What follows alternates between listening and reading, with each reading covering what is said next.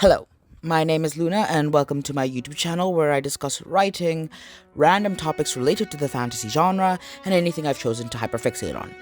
I was supposed to upload a literary analysis of the Poppy War this week, but I overestimated my reading abilities and my attention span, so the video will be pushed back to next week, which, coincidentally, I should be in my dorm room at university when I upload that video. Okay, now I did have a script kind of planned for this, but this is the second time I've had to make this recording, because guess what? The day before this video went up, because it's going up tonight, right? I'm doing all of this in one day. I was supposed to, the day before, I went to a party, right? I got drunk, I got turned like any young 18-year-old is supposed to do. And guess what? I broke my phone, which means my audio that I had recorded I didn't save that shit. So now I have to redo it, and now I'm kind of really pissy, so this video is going to be a lot shorter than it was going to be. But to sum it all up, and I'm going to be practically summing up a lot of the talking points that I had, because this is a rant video, it's not supposed to be really that serious.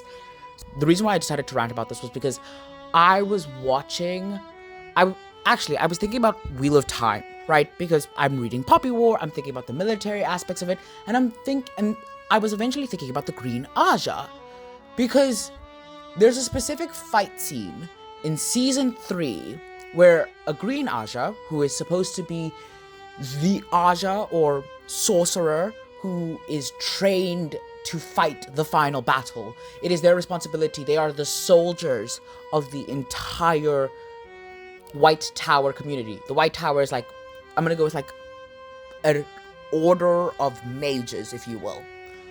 Now, Alana is her name. She is surrounded, right, by enemy soldiers, right? She created fog using magic. The soldiers are hiding, the White Cloaks, that's their name, their little thingy, they hate weavers or sorcerers. Right? They hate what Alana is because she can do magic in a lot of different shows, right? Where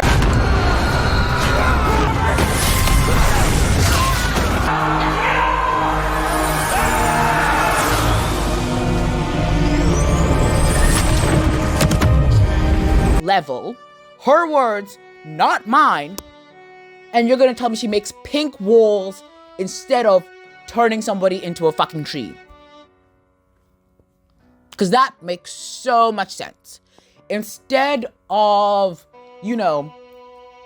turning someone's legs into roots to hold them in place, she's going to put up a force field around them. Tell me if that makes sense. But okay. And to an extent, it's because they want to make these fight scenes look interesting. They want to be cool. And a lot of that sometimes is really frustrating to the audience, because if the writer and the director are simply trying to make the scene look cool, they're not really thinking about it making sense. Because why is a telekinetic fighting hand-to-hand combat? Especially a telekinetic whose powers are on an atomic level. For example, Paige Matthews from Charmed. She has the power to teleport objects and she literally turns them into these magical light particles as they move. Tell me, and in the second episode, I think it was, she tries to pull an organ outside of someone's body while it's still inside of it, right? She calls, because that's her power. She says the word and the object will come to her hand, and she can move her hand in a specific direction in order for the object to move in that direction. She can give objects momentum. So, with that logic, she can simply say, "Give me your head." She can simply call for a head, and there should be a decapitated head in her hand.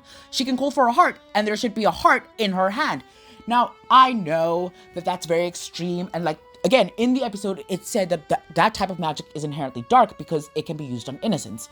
Issue? They're not fighting innocents like that. They're fighting demons. And I promise you, it makes no sense for them to not do it. Because the amount of times I will just see Paige just randomly randomly standing somewhere. Also, Paige has no reason to be doing hand-to-hand combat, yet literally there are so many fights where she's kicking someone, which, again, makes no sense. Not to mention her predecessor, Prue Halliwell, who we literally saw in the 3rd season. She can astral project herself inside of somebody and blow them up. Now, if she can do that, why the fuck has she not been doing that the entire time? Anyway, but this is like not something new, and it doesn't just go into those shows. For example, Multiverse of Madness. There are plenty of people who are like, okay, by making Wanda look so powerful, they forgot that she would be able to reuse the same spells she cast. Because, like, if Wanda can turn someone into spaghetti, then tell me why she hasn't done that before or afterwards. If Wanda can teleport, why isn't she teleporting? If Wanda can sew skin shut and manipulate bodies like that, why hasn't she simply stripped Doctor Strange of his magic by, removing his hands? And you might be like, well, we've seen that before. Doctor Strange wouldn't be able to... There are plenty of sorcerers who'd be able to cast without hands. But Doctor Strange didn't train in being able to cast without hands. He trained in order to heal his hands so that he could become a doctor. Right? Right.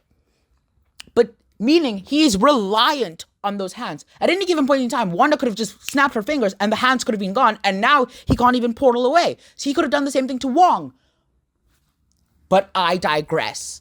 Okay? Now, this rant is mostly here just because I'm really frustrated at the way that writers and directors don't actually know what the fuck they're doing, because they're failing to power scale and putting their powerful characters in fight sequences that shouldn't be taking that long, which feels like you're wasting my time, and honestly, it feels like you forgot that you gave your character a power, right? That's my main gripe. My second gripe is they don't actually care about the world building that they're doing, because that is like a basic fucking fundamental. You should know what your character does. For example, a very, very interesting example that I feel like we keep forgetting. There is no reason for Zuko to have been able to kidnap Aang at the Northern Water Tribe. I say this because Katara has the ability to freeze someone's entire body as long as you've been touched by water. As long as your clothes are drenched in it, she can freeze you, right? That's what we've learned. Okay, then tell me why, when she was going up against Zuko, instead of, freezing him because he was wet, she was able to land a lot of hits on him. Instead of doing that, she traps him inside a pocket of air inside a miniature iceberg. That makes no fucking sense. That makes no fucking sense. Because what the fuck do you mean? No, like literally, what the fuck do you mean? You let him live. You let him continue. And I know it's a kid's show, and it's like, that's the thing. That's another thing. And I feel like that's the issue that I wanted to bring up most. Most of the time, these fight sequences are simply giving plot armor to the villains because you've put yourself in a situation where, hey, I absolutely think my characters can demolish the villain, but I don't want them to right now because I have a bigger plot in mind. And the best way to do that is not to give your characters more power, but to make the villain strong as them. For example, there were plenty of ways for Zuko to win that fight without making Katara incompetent, if you get my understanding. Thank you for watching my YouTube video. I know this is like relatively one of my weaker videos to watch, but I'm pissed, okay? I'm really, really pissed. Anyway, thank you for watching. I will be uploading every Sunday. Please subscribe to my channel, right? The goal is 500 by the end of the year? Yeah, 500 by the end of the year, because that is the amount that I need to be monetized. Thank you. Mwah. Bye-bye.